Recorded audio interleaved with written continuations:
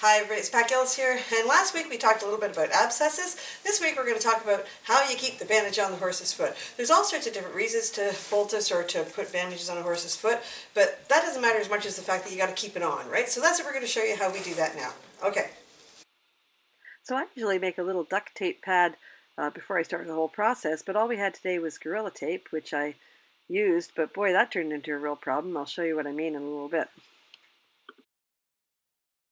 So this is what we need in order to poultice or get a bandage on a horse's foot. So we use a diaper, we use a plastic bag, and we use some vet wrap. And eventually we put a little thing on the bottom that I'll show you. So if you have a horse, by the way, that let's say that you can't get the horse to soak his foot in a bucket of water. And you know, if you introduce it slowly, usually you can manage it. She's a little impatient with us here today. But if you can't, what you can do instead is actually with these diapers, you can make a little paste of Epsom salts in hot water and stick it in here and keep it on the horse's foot. If I were to do that in lieu of soaking the foot, if I had to use it this way, I would probably change this every 12 hours.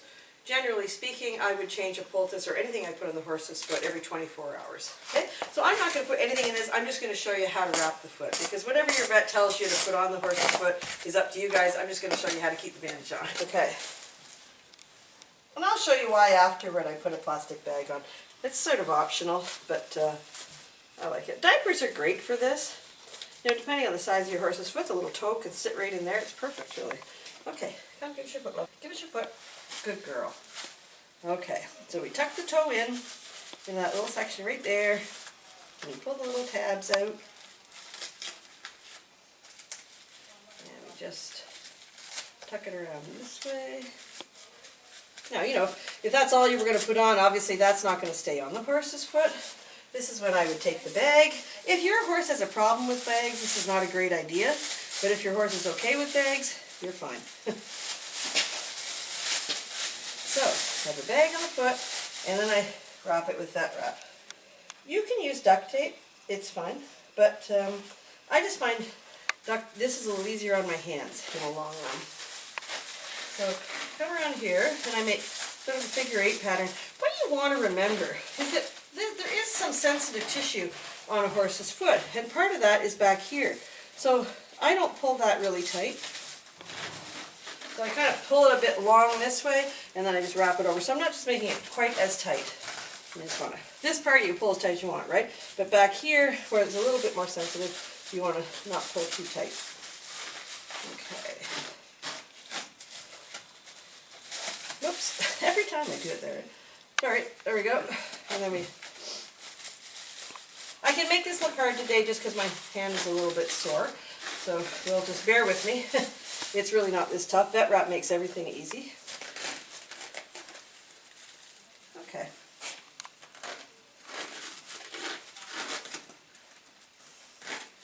Honestly, it's not this hard. It's just that my left hand is not cooperating very well today. Now, before I put this foot down, I would either do it myself or I would have somebody come along and cut the bag a little closer so there's not so much bag here. This mare isn't bothered by that, but if she were, I wouldn't put this foot down until I've trimmed some of this. Because I know this horse and this kind of thing doesn't bother her, I'm just going to set it down like that. Okay, so I do this beforehand. Duct tape works just as well. Gorilla tape's almost too much. It gets almost too sticky. But you see, I've sort of made a square, and then I've just cut in the 4 corners of the square. Okay, and you just slap this on your horse's foot now, because that's not going to stay on. Like, it's not, vet wrap, as wonderful as it is, it doesn't have enough strength to support a horse standing on it all the time. She'll just wear right through it, right? So we'll just put this on her foot now. So we pick her foot up again. Edit. And we just slap it on like that. And then I'm going to put the sides. It's kind of like wrapping a Christmas present, you know. So I put the side in this way. It's a little bit big. Side this way, and then I can just bring these flaps around and kind of square it off like that. I actually wrap Christmas presents as badly as this, so just so you know. And then this piece come around here. Okay. And then what I would usually do at this point is I would circle around with duct tape. I just can't do that today. Circle it around a couple of times just to hold this in place, and then I would, just sort of flatten it all down. I'm not going to. Okay, here's my best tip. Never use Gorilla Tape to do this. Oh my heavens. Duct tape is your best bet. I had no idea how thick and strong Gorilla Tape was. You can't even get it to shape the horse's foot. It ended up being like a little square box on her foot. And if you saw how long it took us to get this off. Poor Bella, what a patient girl. If you're worried ever that your bandage is too tight, you can always take your scissors and very carefully cut down this way and make little notches, right? So that the horse has a little bit of breathing space down this way. Now, but if you feel that kind of tape, right, it's not sharp, but it is kind of rough. And eventually it will start to bother the horse. So I always, when I take a bandage off, I'm always checking to make sure that there's no scrapes or scratches back here on the horse, that I'm not causing any sores.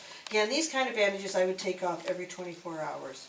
Okay, so that's how you poultice a horse's foot. I probably should have waited for a week when my hand was feeling a little bit better, because you can make that look a lot neater than I made it look. But the idea is to keep it on the horse's foot and to check it. Like I say, if I'm trying to do it with an Epsom salts hot water thing to try to draw something out of the horse's foot, I'm going to change it every 12 hours. I don't leave these on for more than 24 hours, and I'm always checking that sensitive skin to make sure that I haven't caused the horse any problems in the back of the heel or anything. So that's it for this week. If you got any other questions, you can always go over to our blog, which is at ismyhorsehappy.com. You can leave your questions there. And in the meantime, have a wonderful week. Remember to thank your horse, and we'll see you next time.